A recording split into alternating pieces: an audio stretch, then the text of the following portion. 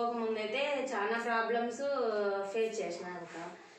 First ఎన్ని చోట్ల దేవుళ్ళకు మొక్కినా ఏం చేసినా మా ఆయన అయితే దగ్గరగా ఒక 1.5 year కష్టపడినాను. ఏమేమో ట్రై చేసినాము కానీ జాబ్ పరంగా ఇంకా రాదు అని డిక్లేర్ అయిపోయింది. ఉద్యోగం రాదు, ఇంకా జాబ్ రాదు అనేసి నిర్జీవం అయిపోయినా. ఎట్లా భవిష్యత్తు ఏమైపోతుందో ఏమో అనుకున్నాను. కానీ ఎన్ని చోట్ల తిరిగినానా.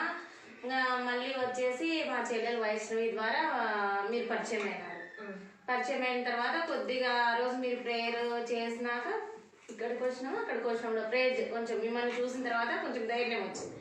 సరేలే అన్నప్పటి నుంచి అప్పుడు మిమ్మల్ని చూసి చర్చికి వచ్చినాక అప్పుడు స్టార్ట్ అయింది. అంటే దేవుణ్ణి నమ్మడం స్టార్ట్ చేసిన తర్వాత మళ్ళీ వచ్చేసి ఇంకా మరి ఇట్లా ఎక్కువ జాబ్ రాదు అనేసి మనశ్శాంతి లేకోకుండా అయినప్పటికీ మీరు మళ్ళీ మా ఇంటి దగ్గరికి వచ్చి ప్రేయర్ చేసి లేదు ఖచ్చితంగా వస్తుంది అయినా నేను నమ్మలే. అప్పటికి కూడా నమ్మలేదు. మరి ప్లస్ వచ్చేసి ఇంకా వద్దక్క జాబ్ రాదు ఎందుకు ఊరికేలే, నాకు నమ్మకం 100% కోల్పోయినా ఇంకా రాదు అనేసి అనుకున్నప్పుడు మళ్ళీ మీరు ప్రేయర్ చేసి సిస్టర్ ప్రేయర్ చేయడం వల్ల లేదు నేను దేవునితో మాట్లాడినాను, దేవుడు ఇప్పిస్తానన్నాడు, నాకు చెప్పినాడు, వాగ్దానం చేసినాడు, వస్తుంది చూడు అని మీరు గట్టి నమ్మకం ఇచ్చినారు. అయినా కూడా అప్పటికీ నేను నమ్మలేదు.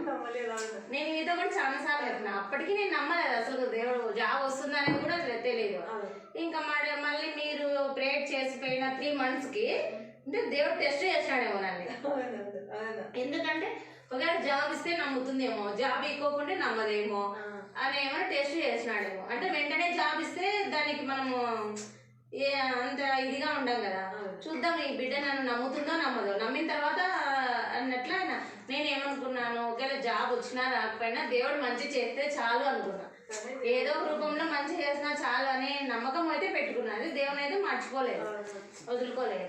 3 months తర్వాత ఇంకా ఈజీగానే అంటే బాగా ఏ అడ్డంకులు ఏం లేకపోకుండా జాబ్ వచ్చేసింది.